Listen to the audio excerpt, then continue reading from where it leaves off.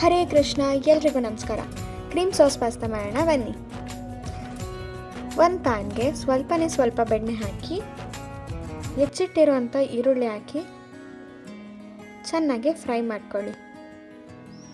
ಆಮೇಲೆ ಅದಕ್ಕೆ ಹೆಚ್ಚಿಟ್ಟಿರುವಂಥ ದಪ್ಪ ಮೆಣಸಿನ್ಕಾಯಿನ ಹಾಕಿ ಅದನ್ನು ಕೂಡ ಫ್ರೈ ಮಾಡ್ಕೊಳ್ಳಿ.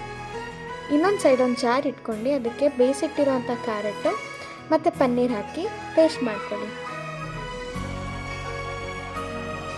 ಈ ಥರ ಕನ್ಸಿಸ್ಟೆನ್ಸಿಲಿ ಇರಲಿ.